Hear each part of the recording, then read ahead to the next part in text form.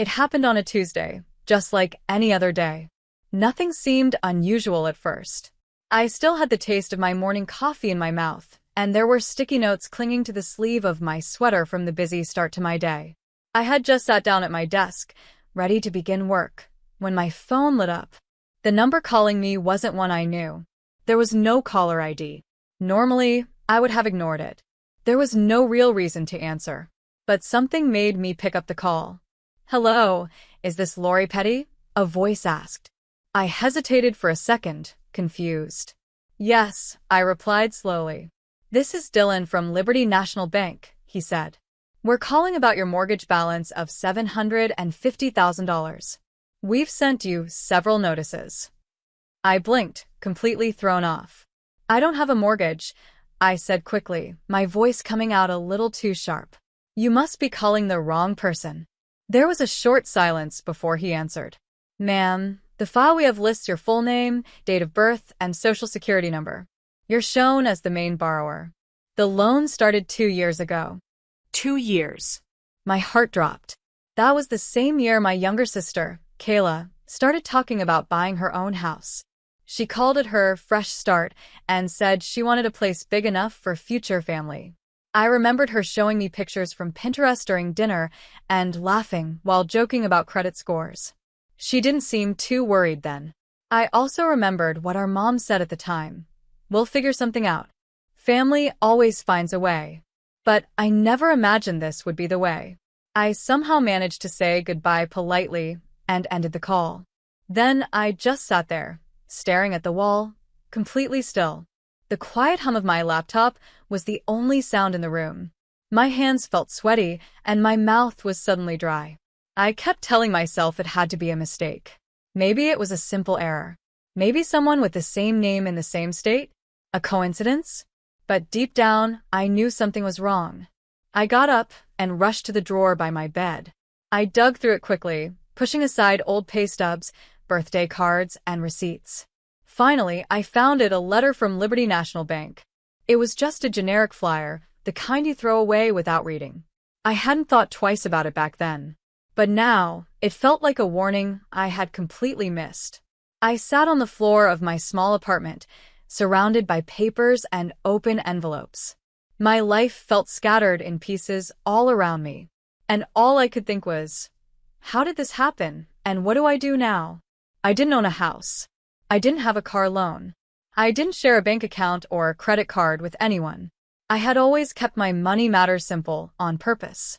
I liked it that way. It helped me feel in control. But somehow, someone had used my name to take on a debt of over $500,000. That wasn't a small mistake. And it wasn't just anyone who could have done it. Only a few people had access to all my personal details.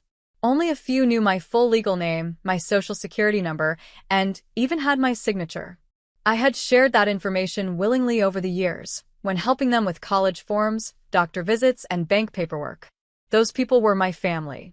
The thought came to me before I could stop it. I didn't want to believe it. I really didn't. But sometimes, betrayal doesn't happen with yelling or a big fight. Sometimes it's quiet. It happens behind your back, slowly, while you're not looking. Like someone turning a key in a lock when you thought the door was safe. That night, I didn't sleep. I lay awake in bed, staring at the ceiling. One thought kept looping in my head. If they had asked me, would I have said yes? I wasn't sure. Probably not. But that didn't matter. The point was they never asked. They made the choice without me. By morning, I stopped pretending it was all a mix-up. It wasn't. The clues all lined up too well. The date on the loan matched the time Kayla, my younger sister, had been dreaming about her perfect home.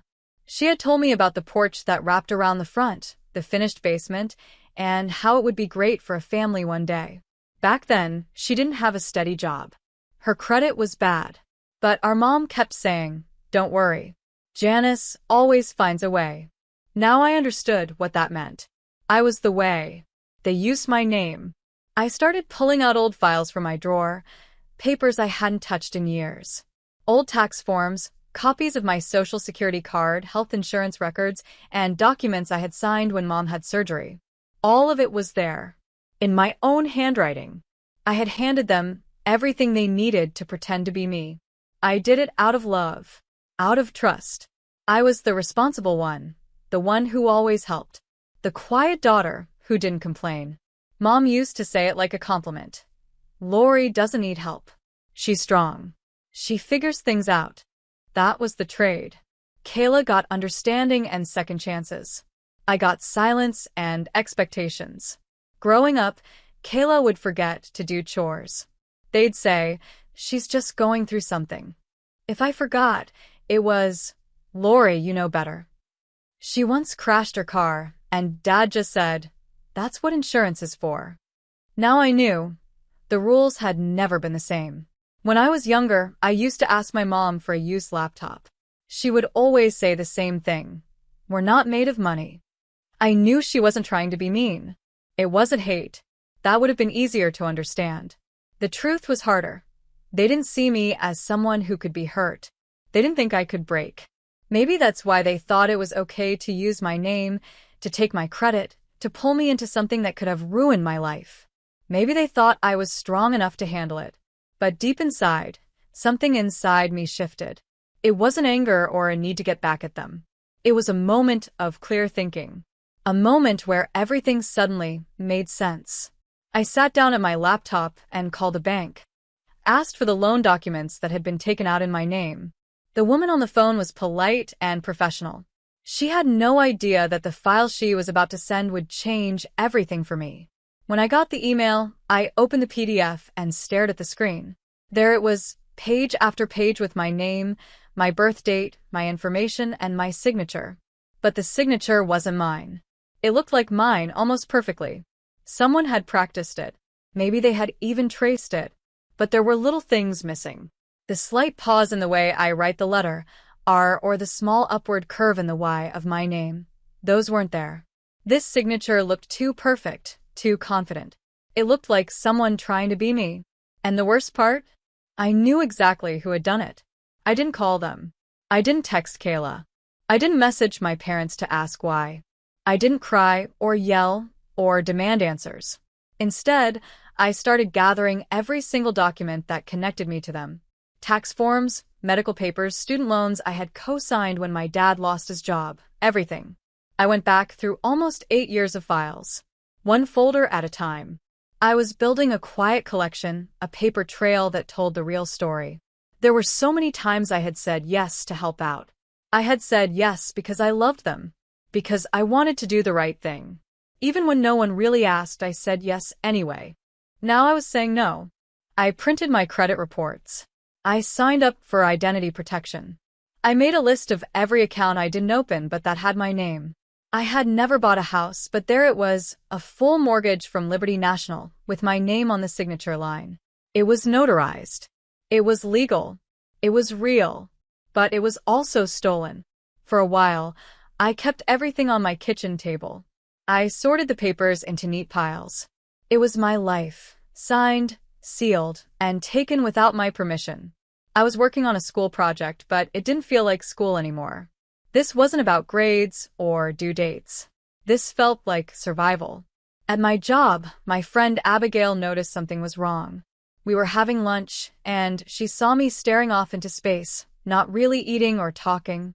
She gently pulled me aside and said, "You look like you're holding your breath." I didn't plan to tell her anything, but I did. I told her everything about the fake signature, the loan, the documents, all of it. I think I opened up because she was one of the only people who had ever asked, "How are you?" and really meant it. She didn't try to make me feel better with fake comfort. Instead, she just took out her phone and said, "Call this guy. He's smart, and he's not scared of messy family stuff."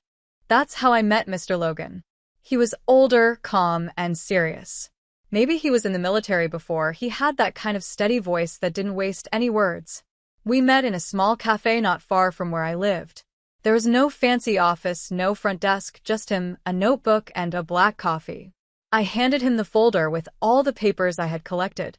He flipped through each page without saying anything. When he was done, he shut the folder and looked straight at me. "You know what this is, right?" "I think so," I said quietly. "It's fraud. Identity theft," he said clearly. Just hearing those words out loud made my chest tighten. I nodded. I don't want to destroy them, I told him. I just want this to be undone. You're not destroying anyone, he replied. You're taking back what belongs to you. Over the next hour, he carefully explained the steps I would need to take. File the police report. Contact the bank in writing. Show them the proof. Dispute the mortgage through legal channels. And, if needed, press charges. It's not going to be easy, he warned. It will take time, and it will probably burn whatever bridge you still have with them. I kept thinking about that word, burn, as if the bridge was still there, as if I hadn't already been walking alone for years. When I got home that night, I opened an old box I hadn't touched since I moved in. Inside was a birthday card from my mom. I recognized her handwriting right away. It said, "Happy 26th to our steady one. We don't say it enough, but you've always been our rock. Our backup plans. We're so lucky to have you. Our backup plan." At the time, I know they meant it as a kind and loving message. But now, those words hit differently. I wasn't just their support. I had become the safety net they used, even when it hurt me. All I could feel was the truth finally settling in. My family had always seen me as dependable, quiet, and strong. Someone who never complained. Someone who never said no. I had been the one they turned to every time something went wrong. But I was tired. I was done being their backup plan. This time, I had a plan of my own. Thursday came quicker than I expected. Too quick. I stood outside my parents' house, the same one with the white shutters and the driveway full of cracks. My heart was racing, and I held my purse tightly. Inside it was a folder filled with documents, proof of what they had done. It felt like it was burning through the leather. I hadn't spoken to them all week. Not since I got the documents. Not since I sat in Mr. Logan's office and realized this wasn't just a family problem. It was a crime. Still, I knocked. The door opened right away. My mom smiled brightly. "Lori, sweetheart. I was just about to take the roast out of the oven," she said like nothing had happened. I stepped inside. The house smelled like lemon cleaner and onions just like always. My sister Kayla was curled up on the couch, scrolling through her phone. An empty wine glass sat next to her. My dad was in his recliner, watching football, not even turning to look at me. Everything looked normal, like nothing had changed. No one said much. I sat through dinner, pot roast, mashed potatoes, and green beans with way too much garlic. My mom made small talk. Kayla complained about her neighborhood. My dad mumbled at the TV. I waited. After dinner, once the plates were cleared, I finally spoke. "Hey, quick question," I said calmly. All three of them looked at me. Just casual attention, like they expected me to ask something boring, maybe about car insurance or a bill. "Does anyone know anything about a mortgage with my name on it?" Silence. The air in the room suddenly felt heavy. Kayla's shoulders stiffened. My mom's smile disappeared. My dad cleared his throat but didn't speak. I didn't move. I didn't blink. I just waited. Then my mom spoke, her voice soft, like we were talking about something small. "Oh, honey, that's just paperwork." Kayla needed help to qualify. "It's not like you're paying anything. It's family." Kayla added, still staring at the table. "You have good credit." "I don't." "It's not fair if you won't help." Not fair. As if I was the one doing something wrong. As if helping them lie was something I owed them. I looked at all of them. At the woman who raised me. At the sister I used to protect when she had nightmares. At the father who once told me to always do the right thing. And I finally knew they didn't see me as a person. Just as a solution. A quiet, easy answer. But not anymore. I used to be the one who kept everything calm, the peaceful one in the middle of their storms. They didn't think they had done anything wrong. To them, what they did was normal, expected. They thought I was just doing my part. I nodded slowly, keeping my face neutral. "Thanks for explaining," I said quietly. Kayla relaxed right away and went back to her phone. My dad reached for the TV remote. My mom looked like she had just dodged a problem, like everything was okay again. They had no idea that something inside me had changed. They still saw me as the same Lori, the quiet one, the dependable one, the one who wouldn't say no. But I hadn't gone there to argue or yell. I went to give them a chance. I wanted to see if they would take responsibility. Instead, they used that chance to explain away the lie, to act like everything they had done was fine. That was the moment I knew they would never admit it. They didn't feel sorry. The next morning, I went to the police station.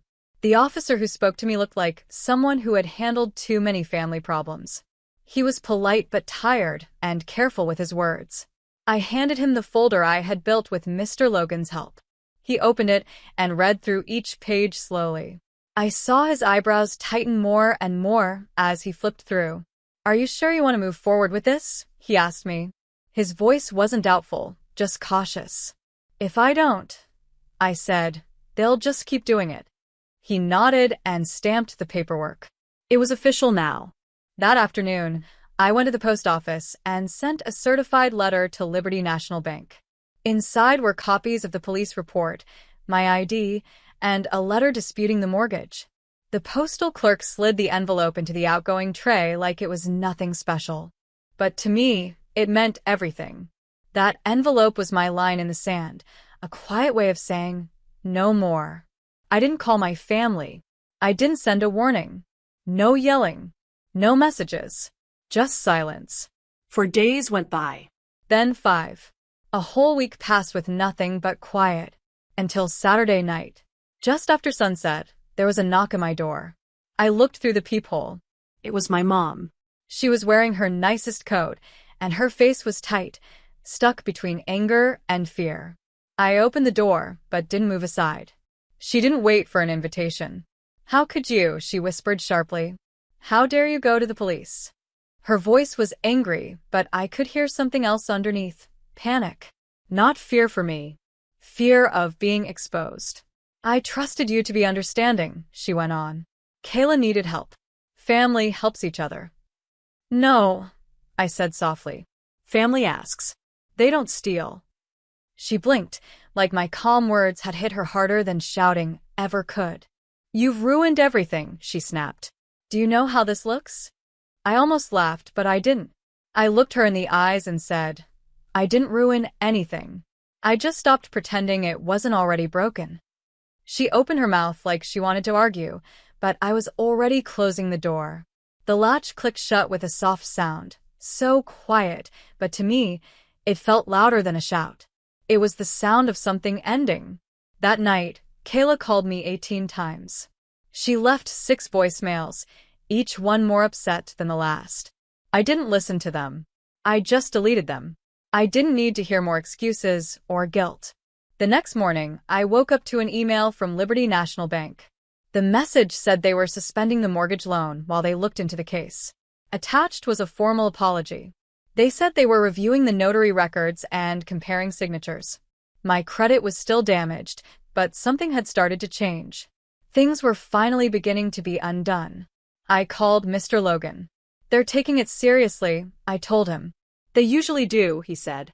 "When you don't yell and just show them the truth." He was right. I hadn't yelled. I hadn't begged. I had stood quietly and let the facts speak for themselves. And somehow that was enough. In the weeks that followed, everything around me got quiet. No more texts. No more family group messages. No more reminders that I should be thankful for the family I had. They didn't want to fix what they had done. They only missed the version of me who always said yes, the version who stayed silent and kept helping. But that version of me was gone. Instead, I started filling my time with small things I had forgotten I loved. I walked to the farmer's market on weekends and picked out fresh flowers for my kitchen table. I read books in silence, with no phone buzzing or ringing. I didn't want revenge. I didn't want anyone to suffer. I just wanted peace. I wanted space. And for the first time, I had both. Months passed. Spring arrived quietly. Trees began to bloom in soft shades of pink and yellow. It felt like the world was starting over, even if I wasn't quite ready. Still, I kept moving forward. I stayed focused. I answered Mr. Logan's emails, signed papers, and checked my credit score like it was the weather, something I couldn't fully control, but still had to prepare for. The case was still open. The damage hadn't gone away, but something inside me had calmed down.